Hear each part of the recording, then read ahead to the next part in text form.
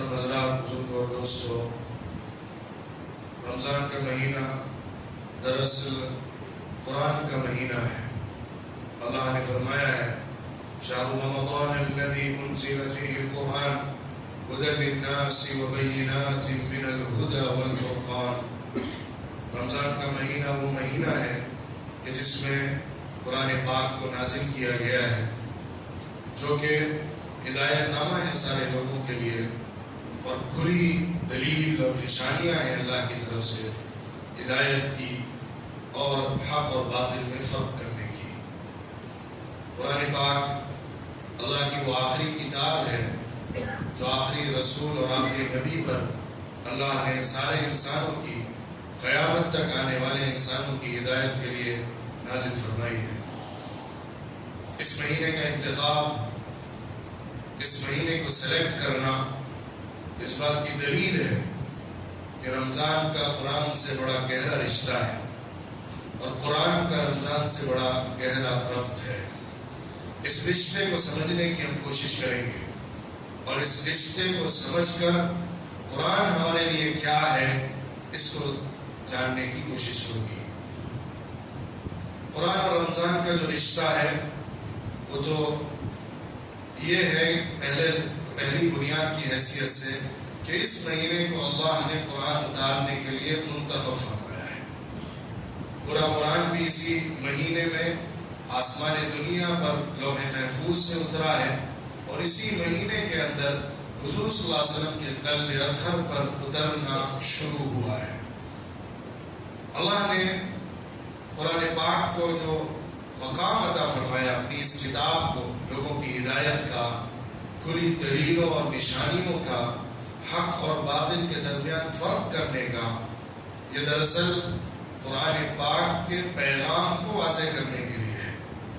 اور رمضان المبارک کے اندر لوگوں کے لیے ہدایت کے دروازے جس طرح کھولے جاتے ہیں، آسمان پر جس طرح انتظام کیا جاتا ہے، جنت کے دروازوں کا کھولنا، جہنم کے دروازوں کا بند کرنا، شیطانوں کو قید کر دینا، اللہ کی رحمت کے جھونکے چلنا، اللہ کی مغفرت کے انعامات بانٹے جانا اور آسمان سے اللہ رب العزت کی برکتوں کا نازل ہونا، یہ ساری چیزیں اللہ رب العزت کی طرف سے ان انتظامات کی ہیں جو ایک انسان کو اللہ کے اور دین کے اور حق کے قریب کر سکتی ہے۔ اور سب سے زیادہ اس حق کو کھولنے والا اور سب سے زیادہ اللہ کی پہچان دینے والا اگر کوئی ہے تو وہ قرآن پاک ہے۔ اس طرح رمضان کا ماحول اور قرآن کا پیغام، یہ دونوں جب ملتے ہیں تو دو آتشہ بن جاتا ہے، دل میں چراغ جل جاتا ہے، حق کھل جاتا ہے، بصیرت حاصل ہو جاتی ہے، فراست مل جاتی ہے اور انسان کو صحیح بات سمجھ میں آ جاتی ہے اور اس پر عمل کرنا آسان ہو جاتا ہے۔ دوسری بات یہ ہے کہ قرآن پاک ہدایت والوں کے لیے رہنمائی دیتی ہے۔ قرآن پاک تقوی والوں کے لیے رہنمائی دیتا ہے۔ جس کے اندر تقوی کی صفت ہے وہ قرآن کے ذریعے سے ہدایت لے پاتا ہے، اور روزہ جو رکھتا ہے اس کو تقوی حاصل ہوتا ہے۔ روزے سے تقوی ملتا ہے اور قرآن تقوی والے کے دل میں اترتا ہے۔ یہ دو رشتے آپ کے سامنے آ گئے ہیں۔ رمضان میں روزے کی جو فرضیت ہے اس کی حکمت اللہ نے بتائی، لعلکم تتقون، تمہارے اندر تقوی کی صفت پیدا ہو۔ اور اللہ رب العزت نے قرآن کے بارے میں یہ بات بیان فرمائی سورہ بقرہ میں، ھدی للمتقین، قرآن پاک ہدایت ہے ان لوگوں کے لیے جو تقوی اختیار کرتے ہیں۔ تو تقوی روزے سے حاصل ہوتا ہے اور قرآن تقوی والے کے دل میں اتر جایا کرتا ہے۔ اللہ کے رسول صلی اللہ علیہ وسلم نے ایک حدیث میں یہ بھی بات بیان فرمائی روزے اور قرآن کو جوڑ کر کہ قیامت کے دن روزہ آئے گا اور اللہ سے مانگے گا کہ اس بندے کو جس نے روزہ رکھا تھا میری سفارش قبول کر لی اس کے حق میں۔ روزہ سفارش کرے گا اللہ سے، اللہم شفعنی فی، کہ اللہ اس بندے کے سلسلے میں میری شفاعت، میری سفارش قبول فرمائیے۔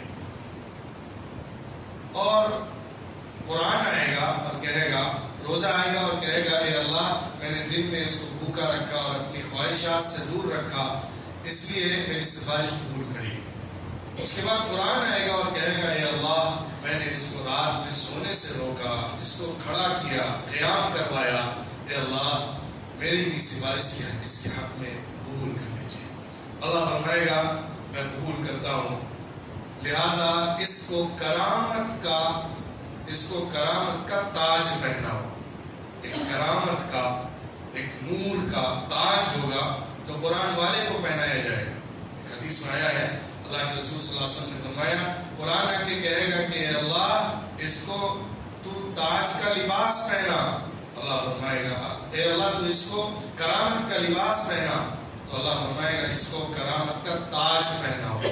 تو قرآن دوبارہ کہے گا اللہ مزید اضافہ کر دیجیے، تو اللہ رب العزت اس کو کرامت کا پورا لباس اور جوڑا پہنائے گا۔ تاج اور جوڑا، پورا لباس اور تاج، یہ قرآن والوں کی الگ نشانی ہوگا۔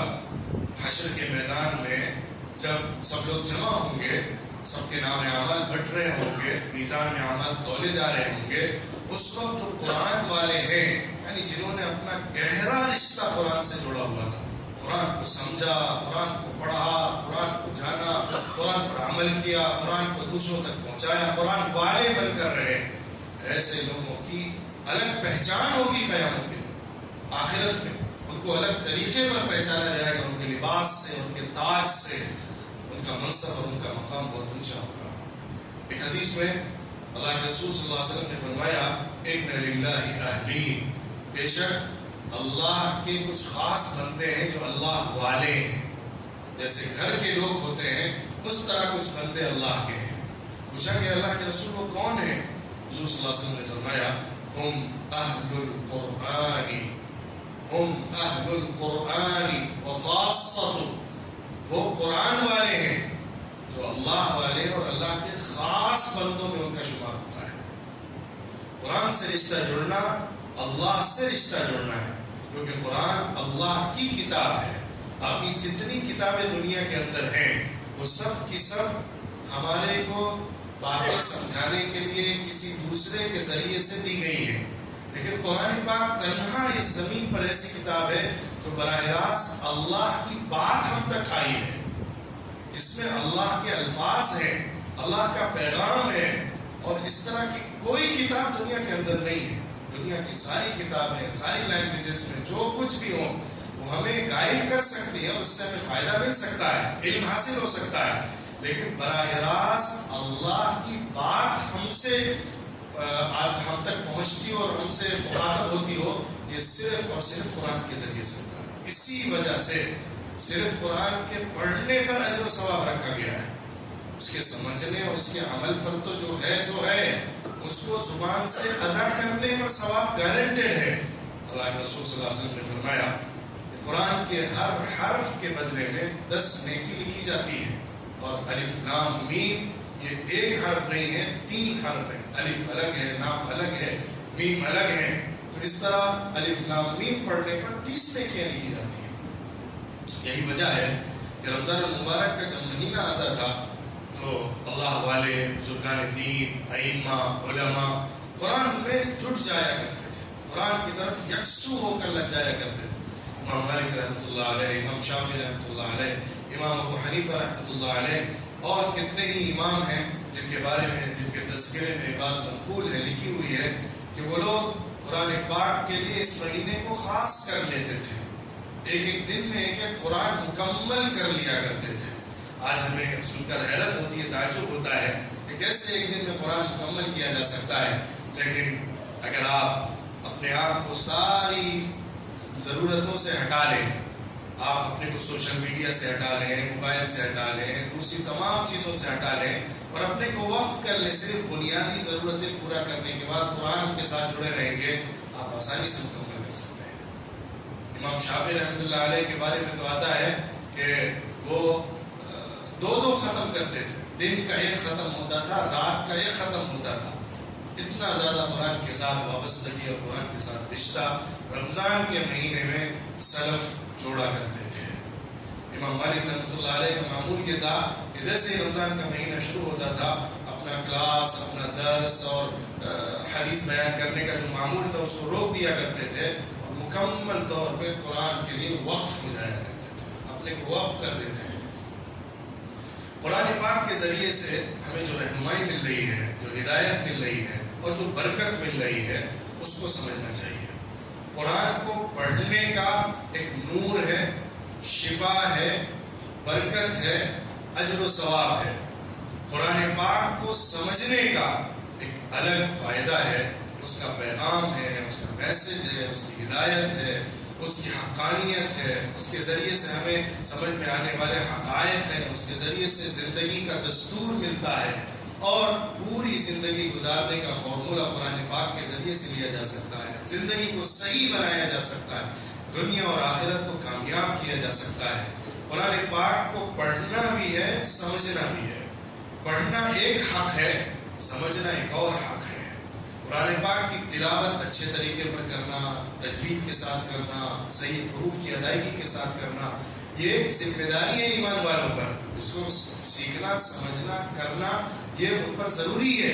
دوسری طرف قرآن پاک میں اللہ نے کہا کیا ہے، پیغام کیا دیا ہے، میسج کیا ہے، ہدایت کیا ہے، اس کو جاننا بھی ضروری ہے۔ آج مصیبت یہ ہے کہ ہمارے اندر دونوں پہلو سے غفلت ہو گئی ہے۔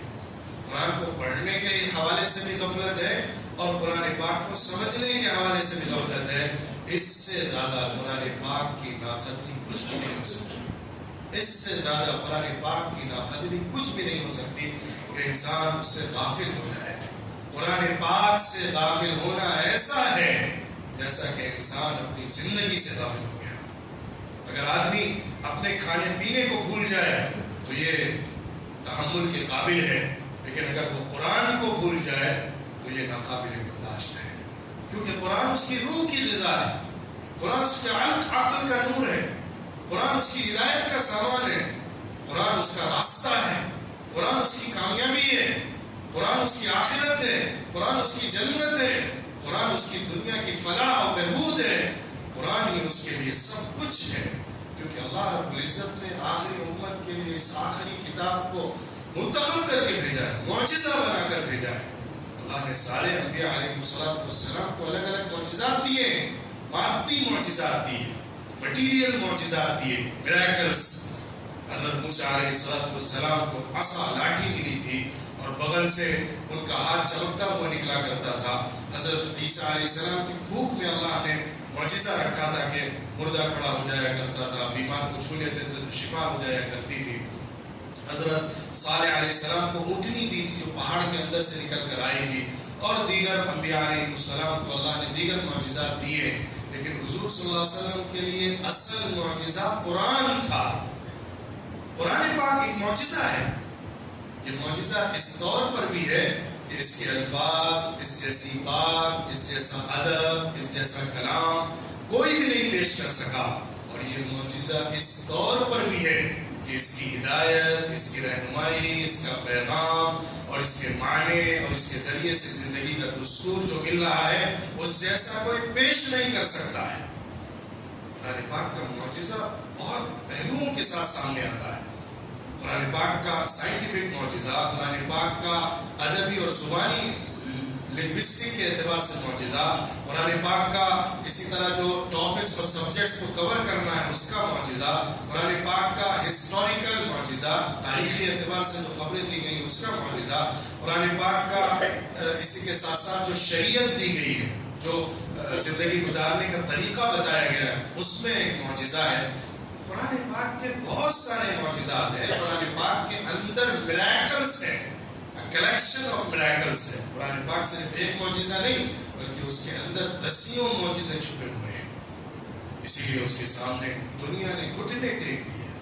دنیا میں کوئی بھی ایسی جماعت، کوئی بھی ایسا سرما نہیں پیدا ہوا جو یہ کہہ سکتا ہو کہ میں قرآن کے مقابلے میں کچھ اور بہتر پیش کر سکتا ہوں۔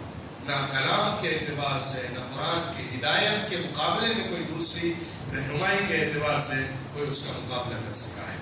لیکن کیا بات ہے کہ ہم غافل ہو گئے، کیا بات ہے کہ ہم قرآن سے دور ہو گئے، کیا بات ہے کہ ہم نے قرآن سے رشتہ توڑ دیا۔ اگر میں کہوں تو غلط نہیں ہوگا اور میں پورے صاف لفظوں کے ساتھ کہتا ہوں، آج ہم ذلت اور رسوائی کی حالت میں جی رہے ہیں، اس کے پیچھے جو اسباب ہوں سو ہوں، لیکن ایک بہت بڑا اور بنیادی سبب یہ ہے کہ ہمارا رشتہ قرآن سے کٹ گیا ہے، ہمارا تعلق قرآن سے کٹ گیا ہے، ہمارا عمل قرآن سے دور ہو گیا ہے۔ ہم نے قرآن کو پڑھنا، سمجھنا، سیکھنا، سمجھانا، پہنچانا چھوڑ دیا ہے۔ قرآن کے بہت سارے حقوق ہیں جو ہمارے اوپر لازم ہوتے ہیں۔ قرآن پاک کو معجزہ سمجھنا، اس پر ایمان لانا، اللہ کے رسول صلی اللہ علیہ وسلم پر نازل ہونے والی آخری کتاب سمجھنا جو ہم میں سے ہر ایک رکھتا ہے۔ پھر اس کے بعد قرآن کو پڑھنا، زبان سے ادا کرنا، اس کی تلاوت کرنا، تلاوت کا حکم ملا ہے۔ رسول کا ایک بڑا کام تھا کہ تلاوت کیا جائے، ان کا مشن تھا قرآن پاک کی تلاوت کرنا، پھر قرآن پاک کو سمجھنا، اس کی ہدایت کو جاننا، اس میں اللہ نے میسج کیا دیا ہے اس کو سمجھنے کی کوشش کرنا، پھر قرآن پاک پر عمل کرنا، قرآن پاک میں جو احکامات دیے گئے ہیں اس کو فالو کرنا، قرآن پاک نے جو شریعت بیان کی ہے اس کو اختیار کرنا، قرآن پاک نے جو اخلاقی احکامات دیے ہیں اس کو زندگی میں اتارنا، قرآن پاک نے جس چیز سے روکا ہے اس سے رکنا، قرآن نے جس چیز سے منع کیا اس سے باز رہنا، پھر اس کے بعد قرآن پاک کو پہنچانا، اس کی تعلیم دینا، دوسروں کو سکھانا، آگے والوں کو بتانا، قرآن پاک کو اپنی اگلی جنریشن میں منتقل کرنا، پھر اس کے بعد قرآن پاک کے پیغام اور قرآن کی دعوت کو پوری دنیا میں پھیلانا، اس کی دعوت دینا، اس کو عام کرنا، اس کے پیغام کو دوسروں کو سمجھانا اور سکھانا، اور اس کے مشن کے ساتھ جوڑنا۔ قرآن اپنا ایک مشن رکھتا ہے، قرآن ایک ریولوشنری بک ہے، ایک انقلابی کتاب ہے جس نے دنیا کا سب سے بڑا، سب سے مضبوط، سب سے ہماگیر اور سب سے طاقتور انقلاب برپا کیا ہے۔ پوری انسانی تاریخ میں اتنا بڑا انقلاب نہیں آیا جتنا بڑا انقلاب قرآن سے آیا ہے۔ اقرأ باسم ربک الذی خلق کا جو انقلاب تھا اس نے پوری دنیا کو بدل کر رکھ دیا۔ آج پوری دنیا میں جو اتنی بڑی تعداد میں مسلمان ہیں یہ قرآن کا اثر ہے، قرآن کا پیغام ہے، قرآن کی تاثیر ہے کہ دنیا کو مسخر کر کے اس نے رکھ دیا ہے۔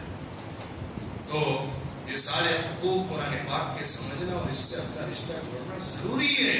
اگر ہم اپنے کو درست کرنا چاہتے ہیں، اپنے گھر کو درست کرنا چاہتے ہیں اور اپنے حالات کو بدلنا چاہتے ہیں، قرآن کی طرف پلٹنا پڑے گا۔ اس کے بغیر کوئی چارہ ہی نہیں ہے، کوئی دوسرا آپشن اور راستہ ہی نہیں ہے۔ لیکن کیا حال ہو گیا ہے کہ ہم قرآن پاک کی طرف رخ کرنے کو تیار نہیں، پوری عمر گزر جاتی ہے، بڑھاپے تک پہنچ جاتے ہیں، 60 سال 70 سال 40 سال 50 سال زندگی گزر جاتی ہے، لیکن ہم نے قرآن پاک کو ٹھیک سے پڑھا بھی نہیں ہے، قرآن پاک کو صحیح سے سمجھا بھی نہیں ہے، قرآن میں اللہ نے کیا پیغام دیا اس کو جانا ہی نہیں ہے۔ ہم نے ساری چیزیں پڑھی، ساری چیزیں جانی، سب کچھ سیکھا، لیکن قرآن سے رشتہ نہیں توڑا، قرآن کو سیکھنے میں پیچھے رہے۔ اس سے زیادہ بے وفائی اللہ کی اس عظیم ترین آخری کتاب اور معجزاتی کتاب کے ساتھ اور کیا ہو سکتی ہے؟ بہت غور کرنے کا مرحلہ ہے، بہت سوچنے کی بات ہے، ڈر کی بات ہے کہ ہم قرآن کے ساتھ اس طرح بے تعلقی اپنی رکھ رہے ہیں تو ہمارا انجام کیا ہوگا؟ جب قرآن جس طرح سفارشی بنے گا ان لوگوں کے لیے جو لوگ قرآن والے ہوں گے، اسی طرح قرآن پاک ان کے خلاف دلیل بھی بنے گا، حجت بھی بنے گا، تو قرآن کو پیٹھ کے پیچھے ڈالتے ہوں گے، قرآن سے پہلو تئی برتتے ہوں گے، قرآن پاک سے صرف نظر کرتے ہوں گے، قرآن پاک کو کنارے رکھتے ہوں گے، نہ عمل کے ذریعے سے قرآن سے جڑتے ہوں گے اور نہ قرآن پاک کو پڑھنے کے ذریعے سے اس کو اپنی زندگی میں اور اس کی برکتیں حاصل کرتے ہوں گے۔ اللہ نے قرآن کو ہدایت کہا ہے اور کھلے ہوئے ایویڈنسز کہا ہے، بینات، فرقان کہا ہے جو حق اور باطل کے درمیان فرق کرتی ہے، شفا کہا ہے، قرآن پاک کے ذریعے سے روح کو بھی شفا ملتی ہے، بدن کو بھی شفا ملتی ہے۔ قرآن پاک کو رحمت کہا ہے جس کے ذریعے سے اللہ کی خصوصی رحمت متوجہ ہو جایا کرتی ہے۔ قرآن پاک کے بہت سارے نام بھی اللہ رب العزت نے ذکر کیے ہیں، اس کے اثرات بھی بیان فرمائے ہیں، اس کی حقیقت کو بھی ہمارے سامنے رکھا ہے۔ جس طرح قرآن پاک کو پڑھنے سے ہمارے اوپر روحانی فائدہ ہوتا ہے، ہمارے اوپر جو شیطان کے اثرات وہ دور ہو جایا کرتے ہیں، جس گھر میں سورہ بقرہ پڑھی جاتی ہے اس گھر سے شیطان بھاگ جایا کرتا ہے. آیت الکرسی پڑھی جاتی ہے تو اللہ کی طرف سے حفاظت کا انتظام ہوتا ہے. سورہ بقرہ کی آخری دو آیتیں پڑھی جاتی ہیں تو فرشتے متعین کر دیے جاتے ہیں جو انسان کی حفاظت کرتے ہیں اور کوئی چیز اس کو نقصان نہیں پہنچاتی. معوذتین پڑھی جاتی ہے تو اس کے ذریعے سے انسان کو جو نقصان پہنچانے والی چیزیں اس سے محفوظ کر لیا جاتا ہے, حسد سے اور اپنی نظر سے بچا لیا جاتا ہے. پورے قرآن کے ذریعے سے شفا ملتی ہے. سورہ فاتحہ کے ذریعے سے سانپ کے کاٹنے پر پھونکا گیا تو شفا ہوئی. حضرت ابو سعید خدری رضی اللہ عنہ کی حدیث ہے. یہ سارے فائدے قرآن کے ہیں جو ہمیں برکت کے اعتبار سے اور اسی کے ساتھ ساتھ روحانی اثر کے اعتبار سے ملتے ہیں. لیکن قرآن پاک کا جو معنی ہے, قرآن پاک کا جو پیغام ہے, قرآن پاک کی جو دعوت ہے, قرآن پاک کی جو ہدایت ہے, وہ صرف روح کی غذا ہے. اسی کے لیے اللہ نے اس کو اتارا ہے. اگر ہم نے اس کو نہیں لیا, اس کو نہیں سمجھا, تو اس سے زیادہ بے وفائی ہماری کیا ہو سکتی ہے. اگر آپ سے کوئی پوچھے کہ قرآن پاک اللہ کی کتاب ہے جو اللہ کی طرف سے دی گئی ہے, بحیثیت امت کے تمہارے پاس ہے کیونکہ تم محمد صلی اللہ علیہ وسلم پر ایمان لانے والے اور اس لیے اس کتاب والے سمجھے جاتے ہو, اتنی بڑی کتاب تمہارے لیے اللہ نے اتاری ہے, تم کتنا جانتے ہو اس کو, کتنا علم ہے قرآن کا تمہارے پاس. میں یہ نہیں کہتا کہ قرآن کا اسکالر اس طرح بن جایا جائے کہ عربی زبان میں ایکسپرٹ ہو کے قرآن پاک کے تمام ڈیپ جو چیزیں ہیں اس کو بھی پہچان لیا جائے, ڈیپ سائنسز ہیں اس تک پہنچ جایا جائے. اوپر سے جو قرآن پاک کا مطلب ہوتا ہے, قرآن پاک کے ذریعے سے جو ہدایت نصیحت ملتی ہے, اس کو تم نے کتنا سمجھا ہے. تم نے کتنا قرآن پاک کے سامنے بیٹھ کر اس کا شاگرد بن کے اس کو سیکھنے کی کوشش کی ہے. تم نے کتنا زیادہ قرآن پاک کے میسج کو اپنے طور پر ذہن میں بٹھایا ہے. اگر کل اللہ ہم سے یہ سوال کرے گا تو ہمارے پاس کیا جواب ہوگا. کتنے ہم نے ایفرٹ ڈالے ہیں, کتنی کوشش کی ہے, کتنی محنت کی ہے, کتنی دفعہ قرآن پاک کا ٹرانسلیشن پڑھا ہے, کتنی دفعہ قرآن پاک کے اندر جو اسٹوریز آئی ہیں اس کو سمجھنے کی کوشش کی ہے, کتنی دفعہ قرآن پاک کی جو صورتیں ہم نماز میں پڑھا کرتے ہیں اس کے اندر جو ہمیں تلاوت کے ساتھ ساتھ معنی فیل کرنے چاہیے اس کے لیے کوشش کی ہے. قرآن پاک کو اسی طرح اللہ رب العزت نے جو ہمارے لیے فیملی سسٹم ہو یا ہمارا سوشل سسٹم ہو, ہمارا اکنامکل سسٹم ہو, اس کے اندر جو گائیڈ لائنس دی ہیں, جو رہنمائیاں انسٹرکشنس وغیرہ دیے ہیں, اس کو سمجھنے کی کوشش کی ہے. اللہ ہم سے پوچھے گا تم کہاں چل رہے تھے, تم کس راستے پر چل رہے تھے, تم نے جس طرح اپنے دوسروں کو دیکھا بڑوں کو اسی کے مطابق چلتے رہے, تم نے کیا سیکھا, تم نے کیا سمجھا, تم نے قرآن کے معنی کتنے لیے. میں نہیں کہتا کہ آپ قرآن پاک کو ایک دفعہ ٹرانسلیشن وغیرہ پڑھ کے اس کے ماہر بن کر اس کی فقہ کو سمجھانے لگ سکتے ہیں. ظاہر ہے وہ کام ایکسپرٹس کا ہوتا ہے, اس کے لیے زبان چاہیے, اس کے لیے علم چاہیے. قرآن پاک کی زبان عربی میں مہارت ہونا, قرآن پاک کے اندر جو سبجیکٹس آئے ہیں اس کو گہرائی سے سمجھنا, تب جا کے کوئی آدمی قرآن پاک کا ریسورس پرسن بن پاتا ہے. حضرت عبداللہ ابن عباس رضی اللہ عنہ جن کو ترجمان القرآن کہا جاتا ہے کہ وہ قرآن پاک کے ریپریزنٹیٹیو تھے, ایمبیسڈر تھے. ان کا معاملہ یہ تھا کہ قرآن پاک کے لیے انہوں نے اپنے آپ کو وقف کر دیا تھا. صحابہ اکرام کا معمول یہ تھا, وہ کہتے تھے کہ ہمیں سالوں لگ جایا کرتے تھے سورہ بقرہ مکمل کرنے میں, سمجھنے میں, اس کو سمجھ کر, اس کو اخذ کر کے, اس کو اپنے ذہن میں اتار کر اور پھر اس کے ایک حکم پر عمل کر کے آگے بڑھنے میں سالوں بیتتے تھے. تو ان لوگوں کا معاملہ یہ تھا کہ انہوں نے اپنے آپ کو قرآن کے سامنے سرنڈر کر دیا تھا, جھکا دیا تھا. قرآن سے انہوں نے سب کچھ موتیاں نکالی تھی. اسی لیے حضرت عبداللہ ابن عباس رضی اللہ عنہ قرآن کے سب سے بڑے مفسر مانے جاتے ہیں. صحابہ کی جماعت میں ان کا جو مقام ہے قرآن پاک کی تفسیر میں وہ دوسروں کا نہیں ہے. حضور صلی اللہ علیہ وسلم نے ان کے لیے دعا فرمائی تھی, اللہم فقہہ فی الدین وعلمہ التأویل, کہ اللہ دین کی فقہ اس کو عطا فرما اور اس کو تعویل عطا فرما, یعنی قرآن پاک کی تفسیر کا علم عطا فرما. اس لیے ان کو جو مقام ملا وہ دوسروں کے ساتھ دوسروں کا اتنا نہیں ہے. تو قرآن پاک سے مسلسل جڑے رہنا. قرآن پاک ایسی کتاب ہے, حضرت علی رضی اللہ عنہ نے جو بات فرمائی ہے کہ کبھی پرانی نہیں ہوتی ہے. قرآن پاک ایسی کتاب ہے نہ پڑھنے میں پرانی ہوتی ہے, نہ کوئی اس کے اوپر ریسرچ کرے گا تو اس کے لیے پرانی ہوگی. آج بھی قرآن پاک کے معجزات ہمارے سامنے روز بروز ظاہر ہوتے ہیں، اور اس سے بڑی حقیقت کیا ہو سکتی ہے قرآن کی صداقت کی، کہ آج تک پوری انسانی تاریخ میں کوئی ایسی بات نہیں ہے جو قرآن پاک کے اگینسٹ ثابت کی جا سکی ہے۔ قرآن پاک نے ایک اسٹیٹمنٹ دیا، قرآن پاک میں کیا کیا ہے، پچھلے نبیوں کے قصے بھی ہیں، قرآن پاک میں آگے آنے والے واقعات کے سلسلے میں خبر بھی ہے، قرآن پاک کے اندر بہت سارے احکامات بھی ہیں الگ الگ موقعوں کے، ایک ٹائم پر بھی نازل نہیں ہوئی ہے، 23 ایئرس میں کتنے اسٹیجز کے اندر نازل ہوئی ہے۔ اللہ فرماتا ہے قرآن پاک میں کہ اگر یہ قرآن اللہ کے علاوہ کسی اور کی طرف سے نازل ہوا ہوتا تو اس میں کانٹرڈکشن ہوتے۔ کوئی آدمی 23 سال تک اگر کوئی بات کرتا رہے اور ریپیٹ کرے ٹاپکس کو بھی، ہسٹری کو بھی، اسٹوریز کو بھی، احکامات اور انسٹرکشنز کو بھی، کیا اس کی بات ہمیشہ ایک جیسی رہ سکتی ہے؟ کیا اس کی بات کبھی ایک دوسرے سے کانٹرڈکٹ نہیں کر سکتی ہے؟ یہ اس بات کی دلیل ہے کہ یہ کتاب صرف اللہ کی طرف سے نازل ہوئی ہے۔ وَلَوْ كَانَ مِنْ عِنْدِ غَيْرِ اللَّهِ لَوَجَدُوا فِيهِ اخْتِلَافًا كَثِيرًا، اگر یہ کتاب اللہ کے علاوہ کسی اور کی ہوتی تو اس میں بڑا اختلاف موجود ہوتا۔ اس دور میں قرآن کے نازل ہونے میں کوئی اختلاف نہیں ملا تو نہیں ملا، آج تک قیامت تک کوئی بھی قرآن پاک کی کوئی ایک بات کو بھی غلط نہیں ثابت کر سکے۔ قرآن پاک میں انبیاء کے قصے میں مثال صرف دے دیتا ہوں جس سے آپ کے سامنے ایک حق کھل کر آئے گا۔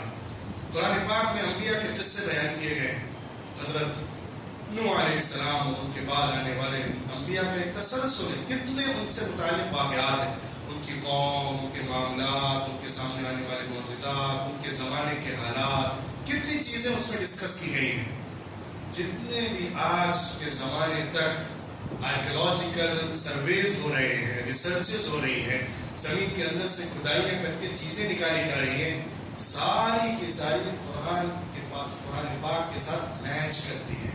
آج تک کوئی ایک سروے ایسا پروون سامنے نہیں آیا ہے جو قرآن پاک سے کانٹرڈکٹ کرتا ہو، بلکہ سب کے سب قرآن پاک کے بتائے ہوئے بیانات کو ثابت کرتے ہیں۔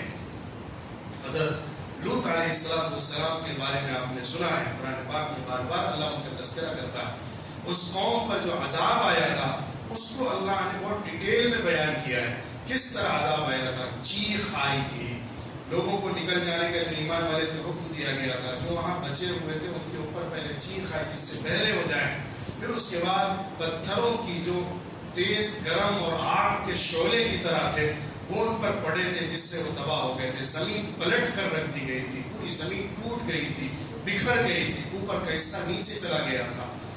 آج کے زمانے میں ابھی قریب میں جو آرکیولوجیکل سرویز ہوئے ہیں، ریسرچز ہوئی ہیں، اس کی روشنی میں بات پروف ہوئی ہے کہ جارڈن کے بارڈر پر، جو سیریا اور جارڈن کا بارڈر ہے، جہاں پر یہ علاقہ آباد تھا، جہاں حضرت لوط علیہ السلام کی قوم تھی، اس علاقے میں جو تحقیقات سامنے آئی ہیں اس میں بعینی ہی یہی بات ثابت ہوتی ہے کہ اوپر سے جو دوسرے پلانٹ سے کوئی حصہ ٹوٹ کر زمین پر آتا ہے، کبھی کبھی ایسے واقعات ہوتے ہیں، وہ اس جگہ ہوا تھا، ایک زبردست زوردار چیخ تھی اس کی، جو پتھر آتا ہے کہ جس سے انسان بہرا ہو جائے، پھر وہ ایک گرم، اس کا ٹمپریچر بہت ہی ہائی تھا، تقریباً 2000 ڈگری سیلسیس بتایا گیا ہے، لیکن یہ بات پروون نہیں ہے سائنٹیفکلی، 2000 ڈگری سیلسیس ہی تھا، لیکن اتنی بات پروون ہے کہ وہ بہت ہی گرم مادہ تھا جس نے آ کے پتھر کی شکل میں، مٹی کے گولے کی شکل میں آ کر لوگوں کو تباہ کیا تھا، چیزوں کو توڑ پھوڑ کر رکھ دیا تھا۔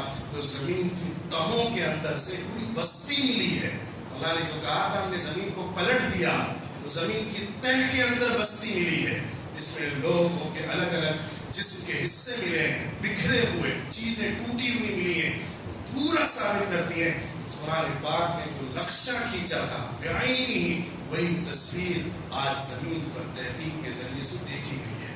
یہ ایک مثال ہے، اس جیسی سائنٹیفک دسیوں مثال آج کے ماڈرن سائنٹیفک ریسرچز کے ذریعے سے پیش کی جا سکتی ہے۔ یہ قرآن پاک کا معجزہ ہے۔ قرآن پاک نے جو بات کہی ہے، جو حکم دیا ہے، جو خبر دی ہے، اس کو کوئی غلط نہیں ثابت کر سکتا ہے۔ ہم قرآن پاک سے اگر اپنے کو جوڑیں گے تو خود بھی زندہ ہو جائیں گے، قوم کو بھی زندہ کر لیں گے۔ اگر اپنے کو قرآن سے توڑیں گے تو سب کچھ بھی حاصل کر لیں گے، برباد ہو جائیں گے اور مردہ رہیں گے۔ قرآن زندگی ہے، قرآن حیات ہے، قرآن دل کی زندگی ہے، روح کی زندگی ہے، اور اس امت کی زندگی ہے۔ ہماری عروج کی تاریخ، پوری اسلامی تاریخ میں قرآن سے وابستگی کے ساتھ جڑی ہوئی ہے، اور ہمارے زوال کی تاریخ، فال ڈاؤن کی تاریخ، پوری ہماری اسلامی تاریخ میں قرآن سے دوری کی وجہ سے ہوئی ہے۔ اس حقیقت کو اگر ہم نے سمجھ لیا اور اس کی بنیاد پر اپنے آگے کے سفر کو قرآن پاک کے ساتھ جوڑ کر گزار لیا تو انشاءاللہ ہم بہت کچھ بدل سکتے ہیں اور بہت کچھ حاصل کر سکتے ہیں۔ خاص طور پر رمضان میں قرآن پاک سے رشتہ جوڑنے کا عہد کرنا ہے، وعدہ کرنا ہے، اللہ سے پرومس کرنا ہے کہ میں قرآن کو پکڑے رکھوں گا، قرآن کو روز پڑھوں گا، روز سمجھنے کی کوشش کروں گا۔ زندگی کا کوئی دن ایسا نہ جائے جس میں آپ نے قرآن پاک کی تلاوت نہ کی ہو، زندگی کا کوئی دن ایسا نہ گزرے جس میں آپ نے قرآن پاک کو تھوڑا صحیح سمجھنے کے لیے کچھ کوشش نہ کی ہو۔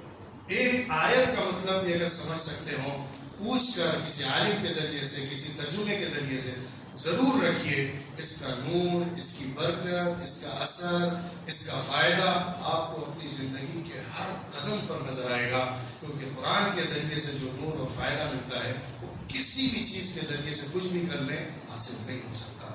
اللہ رب العزت ہمیں قرآن پاک سے جوڑ دے، قرآن سے ہمارا مضبوط رشتہ قائم ہو جائے، ہم قرآن کو سمجھنے، سمجھانے اور اس پر عمل کرنے اور دوسروں کو اس کی دعوت دینے والے بن جائیں۔ ہماری زندگیوں میں قرآن کا انقلاب پیدا ہو جائے کہ جس کے ذریعے سے ہم زندہ ہو جائیں اور پوری قوم اٹھ کر کھڑی ہو جائے۔ وآخر دعوانا